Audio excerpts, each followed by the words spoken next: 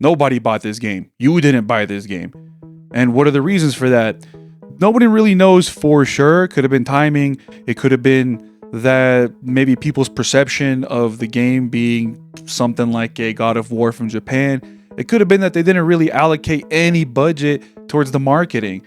Maybe it could be that the DLC practices, the monetization of them, was horrible. See, the DLC was split into a bunch of little chunks, but the worst one being that the actual ending to the game was behind a $7 DLC chapter. Not only that, but they also gave you like these connecting DLC chapters that were $2 each, and they didn't really give you gameplay. And the crazy thing about that is that it was mostly QTEs slapped on top of Japanimation. So, in order to have the entire game, all of the chapters in its entirety, it would have cost you $70 in the year of our Lord, 2012. But I wanted to get the very negative stuff out of the way, just so that we can really focus on what the game is and how honestly cool it actually is. The game starts with Asura farming over God's green flat earth with his toes out, right before he jumps down and starts throwing hands with the Goma, which is what's corrupting the earth, or as they call it in the game, Gaia. The game's whole purpose is to make you soy jack. I want you to go crazy. It does all these, just everything is so massive. Every set piece is insane. It wants to make a white tear run down your leg. Everything in the game needs to be big as possible. It has to be as cool as possible. They have to shove as many QTEs as will fit into your anal cavity, which I don't mind because I like QTEs. And that's pretty much it. The other two parts that compose the gameplay is like those enemy fighting arenas that you have to fight all the enemies and move on, and boss fights. It's very simple yet fun, but like I said, it's all about the spectacle. The way the game is presented to you is like it's very anime-like. It'll have commercial bumpers, which I think is cute. It'll have like these to be continued screens at the end of the chapters. It'll have narrated recaps in the beginning of episodes. And yeah, every single level is like an episode. All in all, I think it's a very charming presentation. I think it's really cool how it's given to you. And for the time, it felt very fresh. Now, during this battle that the game begins with, happens to be like the last battle against the Goma for the time being. And during this battle, you get to meet some key characters that are going to be important later, like the demigods that protect the earth or Gaia.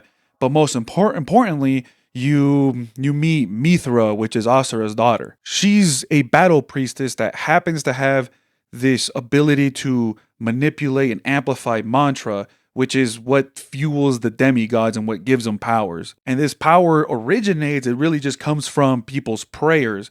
And Mithra can essentially just grab all those and turn them shits into 2005 cans of Four Loko. At the end of this battle, Asura is able to subdue Viltra, which is this massive thing living inside the earth, and it's what's causing the Goma. It produces the Goma, which is threatening civilization and property values. Anyways, at the end of it, Asura isn't happy because he wasn't able to actually kill Viltra, but this motherfucker's never happy, and he cannot not stop yelling. After the big battle, there's a celebration, and Asura goes back home to see his daughter and wife, who are made out of a different filter. After seeing the old ball and chain, Asura gets summoned by the Emperor, so he makes his way over there. But it was all a setup.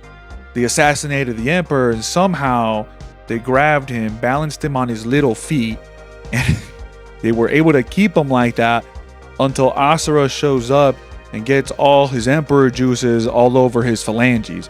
And instantaneously, he gets blamed for being a traitor and murdering the Emperor. So he runs away and makes it to where Deus is, who is the leader of the demigods, the guardians of the earth, and he's gonna ask him what's going on. Just to find out that it was all a plan to get rid of him because he's kind of in the way of them getting to his daughter, so they can use her for this thing called the Great Rebirth, which isn't explained yet.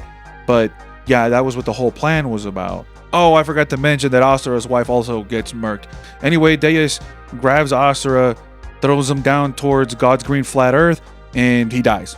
Well, sort of. He ends up in Naraka, which is like a afterlife hell place where souls go after physical death. And right here is where I noticed that you could mess with the camera during the cutscenes. This is pretty neat. Also, there happens to be a spider here that's egging on Asura to climb up this tower that he woke up dangling from. So we don't really know what this spider is yet, but they seem fine and helpful. On the climb up, the spider helps Asura remember parts of his past because it seems like Asura has some sort of amnesia. And once he makes it to the top, back to the living world, 12,000 years had passed, which isn't very much to a demigod. Anyway, the earth is all fucked up now. So now that homie's back, he decides to wear this tattered rope thing, but wears all the same shit that he normally does underneath it, toes out and everything. Asura shows up to a village where the villager's audio is all fucked.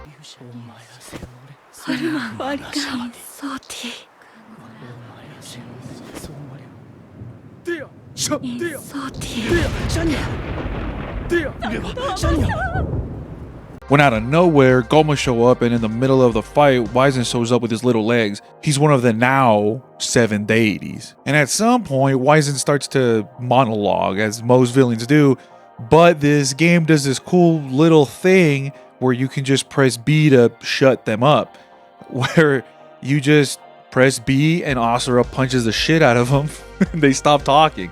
So, and it's cool because it does it in multiple monologues, not just this one. After Wyzen gets his teeth rocked, one of the coolest fights ever and anything kicks off. It's just so fucking awesome. At one point, Asura hits homie so hard in the chest that he stretches out from the other side like a motherfucking Looney Tunes character. Then the motherfucker gets shot into space where he unleashes the power that they were able to gain from Mithra's abilities.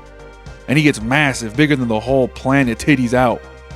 Then tries to give Asura one of them interplanetary cosmic fingerings, but Asura says, "Miss me with that gay shit," and he stops the finger. Asura proceeds to use the power known as getting really fucking mad and beats the nipples off of Wyzen, losing his arms in the process, but turning Wyzen into dust.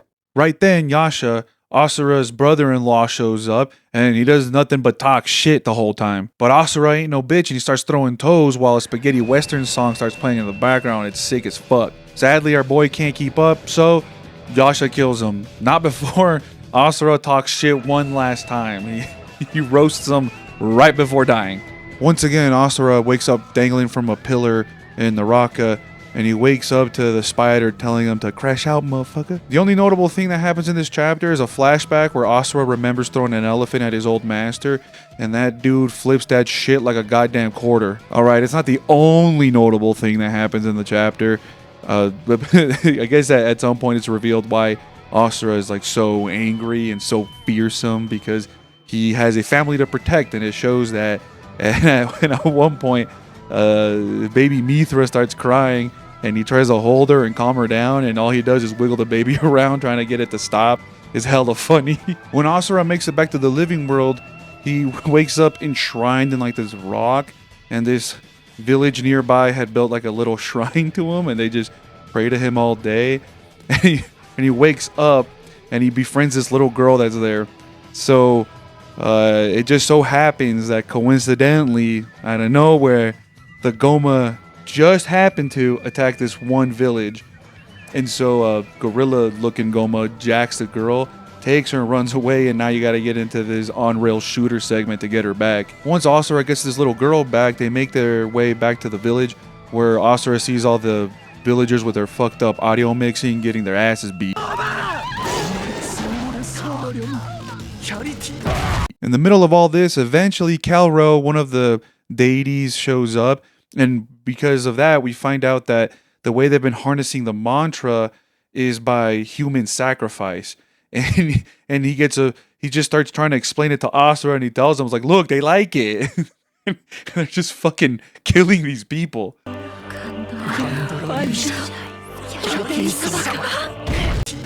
So the only logical thing to do is to kill Calro. Asura kind of jumps up to his fleet, to Calro's fleet, catches up with him and hugs him to death, which is nice because up to this point, he's just been a hologram and he's just been jerking us around like a Bonnie Blue petting zoo. After all this stuff happens, Asura goes crash landing back down to God's green flat earth, and there, August, his old master, finds him, undresses him, places him in a hot spring, and then waits for him to wake up with his dick out swinging in the mist. August has probably got to be my favorite character in the entire story.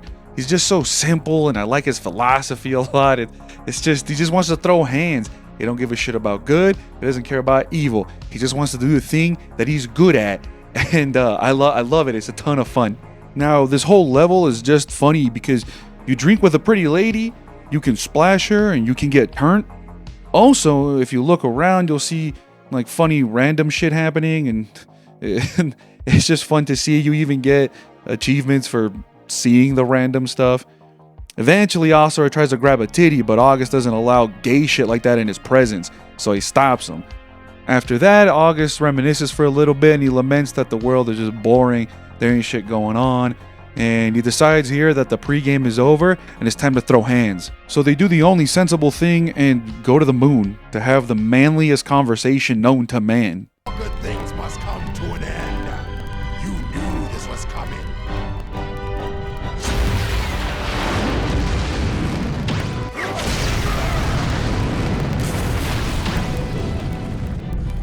This is where real men belong. In the fight. I don't give a damn.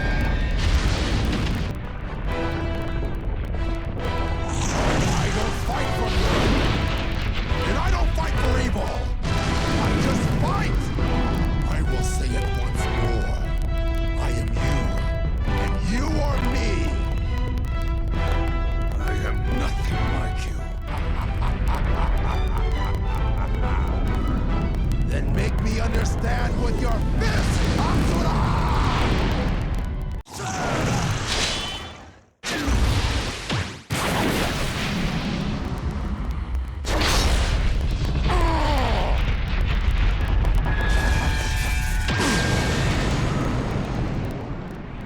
You no longer need my training. The one who stands in the end is righteous. After the fight, a massive army of Goma show up, and Asura turns into a cartoon to fight all of them. And in the middle of all that, he loses control and turns into like this rage monster. This is chapter 11.5, which would have cost you $2, and without it, chapter 12 starts days after this event during chapter 11.5. And without it, you would have never known that Asura went through a existential breakdown, or that he turned into the physical manifestation of testicular torsion. Hell, even at one point during this cartoon, you see that Asura gives the Goma the Gum Gum Gorilla Grip. After waking up, Asura gets walked back to the village by that girl that's been his buddy the whole time, and they're just as badly vocally mixed as before. And while they're there, Olga decides to bomb the whole place because she's trying to kill Asura, but all that really accomplishes is she just kills everyone else, including the homegirl. So Asura loses it and starts fucking everything up. With Asura freaking out, Olga decides that she's going to use the super duper chocolatey mega religious Star Destroyer gun thing, or the Brahmastra, which Yasha doesn't really like that idea because, well, all the souls that were stored up in it are just going to be wasted in shooting it way ahead of time and for something that doesn't really matter. At this point in time, Yasha's starting to doubt the great rebirth or the cause, and all the means are justified by the ends and all that bullshit. He doesn't seem to really be very into it anymore. But Deus, he super is still. He's walking around with a perma boner for it, even though Yasha's bringing up his doubts. Right then, Olga comes in and tries to snitch on Yasha for messing around with the Brahmastra, but Deus ain't trying to hear any of that shit, and he just kind of sends her away. So Deus decides to send Yasha to deal with some Goma because they found like this massive army that was headed towards a city of some sort. So he sends them with the god twink Sergei, which they get there, and Sergei he's super hot with it. He just wants to destroy the city because we can't let the Goma get to their souls. So we got to get rid of these motherfuckers, and they'll be better if we funnel their souls into the nutsack of the Brahmastra.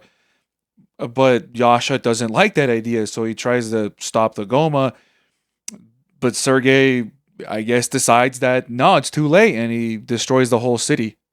Once all that's said and done, in the middle of them arguing, Asura just shows up out of nowhere and kills Sergei. Yasha and Asura get into another fight, but this time, before Asura falls back into a divine crash out, Yasha beats the black off of him. Asura gets left doing memes while Yasha runs over to wherever Deus is at so he can start a fight with him. Eventually, with Asura catching up after he woke up. And right here is one of those connecting animation QTE episodes, so that's the only reason you even know that Yasha went over to Deus's place to fight with him. But the only real important thing, or the only thing of note to me in that entire chapter, is how fucked up the voice acting is. And please bear with me, my recording is not super good. I think something's wrong with my capture card, but you can still hear how weird the voice acting is. Where are you going, leaving Asura alive? Stand aside. My business is with Deus. I must speak. Whatever for? You need but obey Lord Deus's orders. We are all pawns in Lord Deus's game.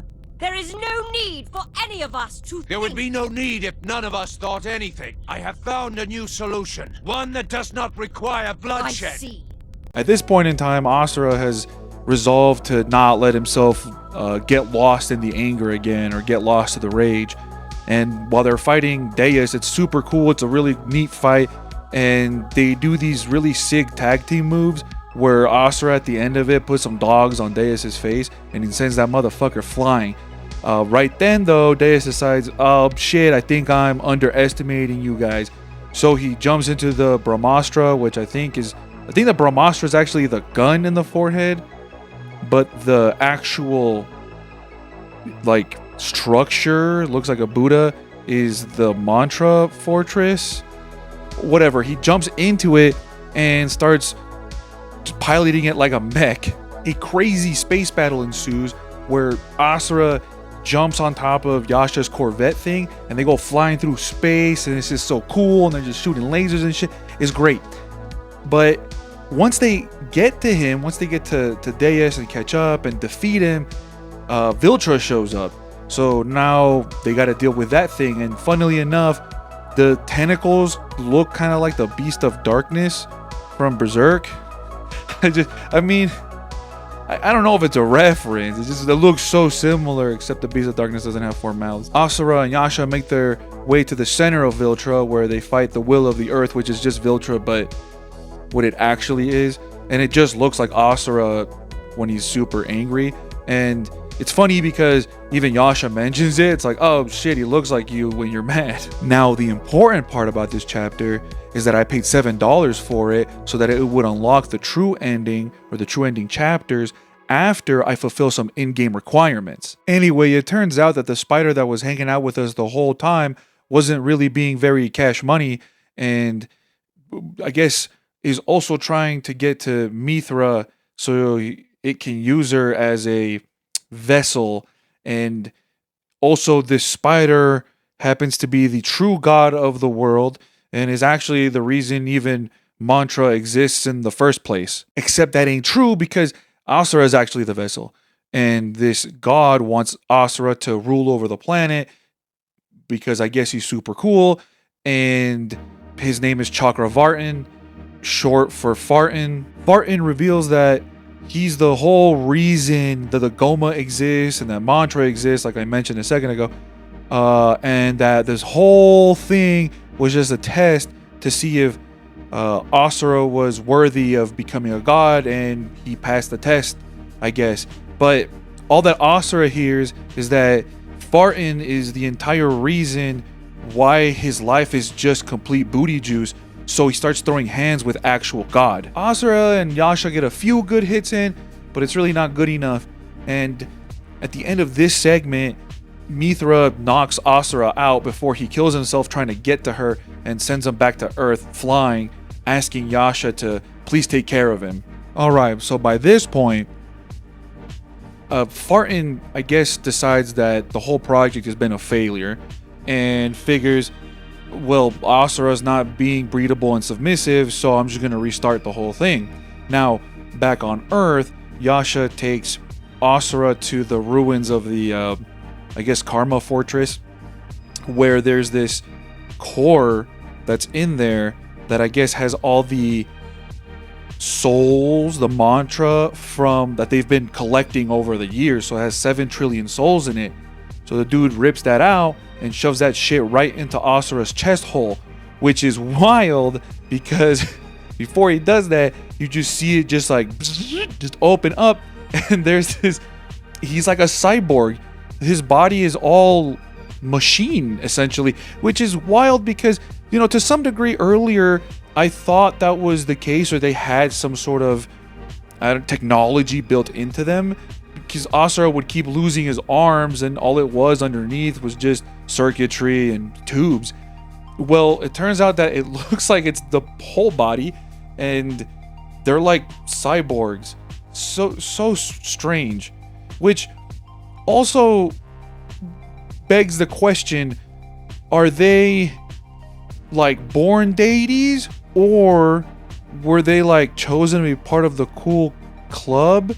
And then if you're cool enough and you train hard enough, they start just putting shit into your body that makes you into a cyborg that then can take advantage of mantra. I really don't know, and I'm pretty sure the game doesn't ever explain it, but I like that kind of stuff in games where it alludes to the world being way bigger than it is. There's more to it than they're showing, but they never really explain it. So after he gives him the Karma Fortress core, after Yasha gives Asura the Karma Fortress core, he does the same thing with his own heart.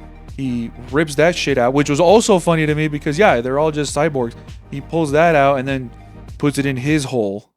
So after all of this, when Asura wakes up, Yasha decides to say goodbye to him in the manliest way possible, because at this point, Yasha is already in the process of dying. And part of saying goodbye is Yasha wrapping up their rivalry that they had in their younger days. And so he gets up and he says, hey, we're going to throw hands. We got to prove to see who's the strongest. And in the middle of this fight, there's a flashback to where they were younger and they were training on top of this massive pillar tower thing. August is there. And they both end up falling off the pillar, and they're just fucking throwing hands as they're plummeting down back to earth. And it's like the coolest shit, because you're already having this really neat moment with the initial fight, but then you also have like this flashback with this other really cool moment. And when they just like keep fighting each other and they finally hit the ground, they pass out, and later they wake up and Yasha's kind of talking to Asura about how his wife is gonna give birth soon and that he needs to take care of her, and they're gonna both work to make a better world for his new daughter that's on the way. It's a really neat moment. So now back to the present. The fight's about to end and Asura is about to give him that last punch. They're about to finish the fight, but he notices that Yasha is smirking and that something's off.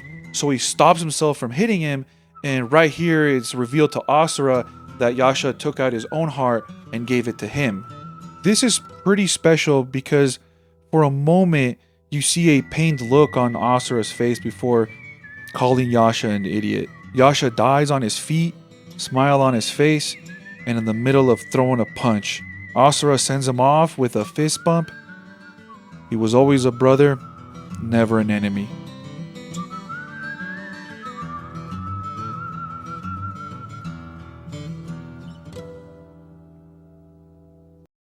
And with that, this kind of ends the same way it started, with Asura aura farming, 10 toes down, ready to go fight a god. And on his way there, Asura uses his new chocolatey power to get planet-sized.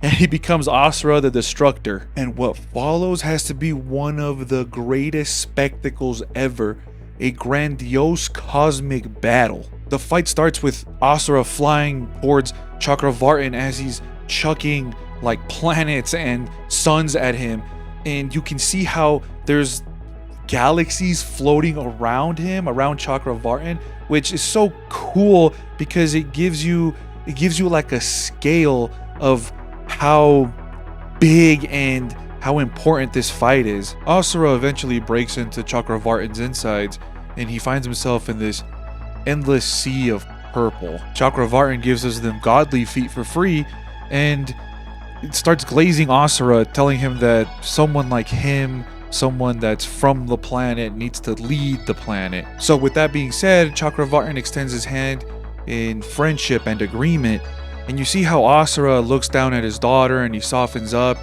He has a slight smile and he extends his hand, and you press B to extend your hand actually. Hell no, we ain't bending the knee. Convictions can't just be thrown to the side just because nice words are being used. So Asura starts beating the nipples off of Chakravartin to the point where he throws his weapons aside and starts throwing hands. Old fisticuffs just like our ancestors. So after that outburst, Chakravartin is done playing around. So he turns into Chakravartin the Creator. But just as always, Asura just runs forward. It doesn't matter. Always running forward, attacking his goals. It's interesting because you just gotta keep staying tenacious, and what you thought was once impossible, an impossible task, you start chipping away at it. At one point in this fight, you start seeing the opponent's QTEs. You can see Chakravartin's QTEs, and it becomes this battle of quick time events. And during this whole fight and this whole sequence, Asura gives this small speech as to why he's so angry, and it's cold as fuck.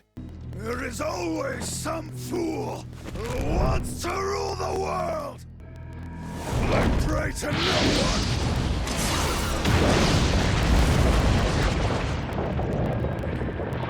Nor will I be prayed to.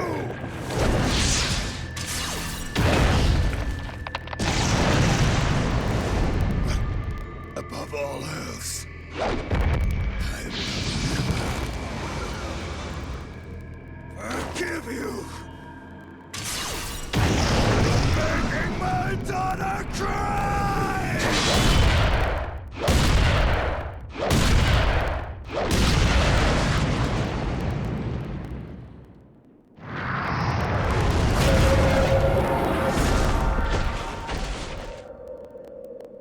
Asura even beats Mithra out of Chakravartin's jellies, and once she's out, she tries to convince Asura not to kill him, because if he does, he goes with him. This is your end. Wait!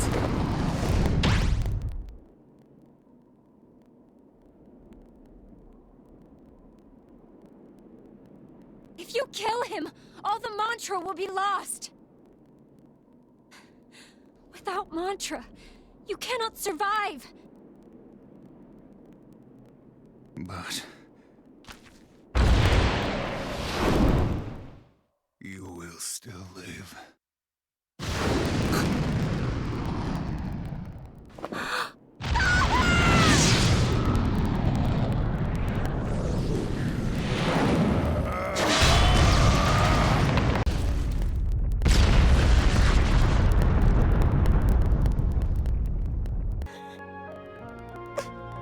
No more crying.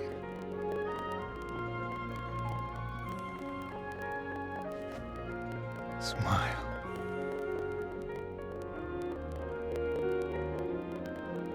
My wrath is finally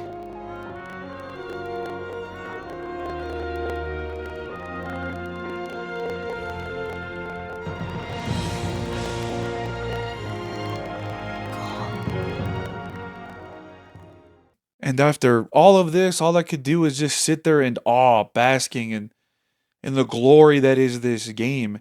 And for the first time, you see Asura genuinely smile. It's over.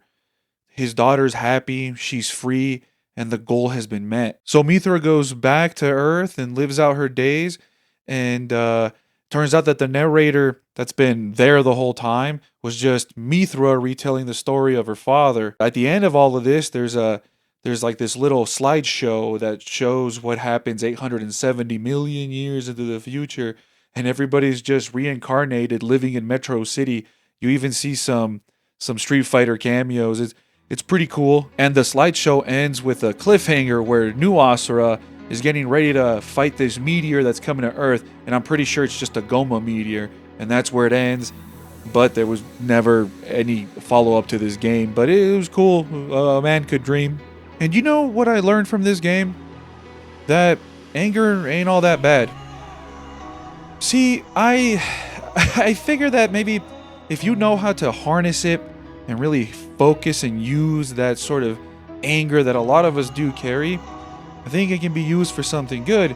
And it's not to say that I think that it's overall generally a good thing. Like, I think in the long term, that sort of anger probably doesn't help. It's not very good for you.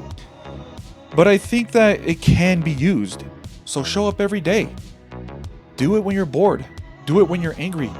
Do it when you're tired, when you're sad, when it's painful. Because if you want something, nothing changes if you don't change. Pain is something that you have to go through. Rage is something that you have to go through and you have to feel. Use it as fuel. Throw caution to the wind. There is no plan B. Run forward. Keep barreling towards the goal with a fistful of wrath and a heart full of fire. Because how are mountains moved? One stone at a time.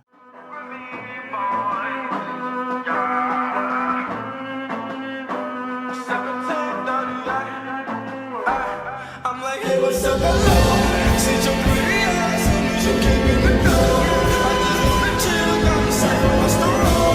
Married to the money, introduced her to my store. Showed her how to whip and now she really say hello. She might try to play it like a bingo. We be counting up, watching all the fans go. We just had to go, talking about your Lambos. I fell off with the money, I ain't never let it go. And I ain't hard with my baby, baby. I just love the more I get love with my baby, yeah. And I can ride with my baby, baby. I be in the kitchen cooking pies with my baby, yeah. And I can ride with my baby. I just love the more I get love with my baby, yeah. And I can ride with my baby. I be in the kitchen cooking pies. I'm like, hey, what's up, hello? Since your pretty eyes, soon as you came in the door, I just wanna chill, got me sick of my store. Married to the money, introduced her to my store. Showed her how to whip and now she really say hello. She might try to play it like a bingo. We be counting up, watch our bottom fans go. We just had to go, talking about some Lambos. I'm 56 a gram, I'm 100 grams low. Man, I swear I love her, how she work the bimbo. If the strip club, we be letting fans go. Everybody hate her, we just call them fans though. And love with the money, I ain't never let it go. And I get hard with my baby, baby. I just love the more I'm getting love with my baby, yeah. And I get hard with my baby, baby. I be in the kitchen cooking pies with my baby, yeah. And I get hard with my baby, baby. I just love the more I'm getting love with my baby, yeah. And I get hard with my baby, baby. I be in the kitchen cooking pies.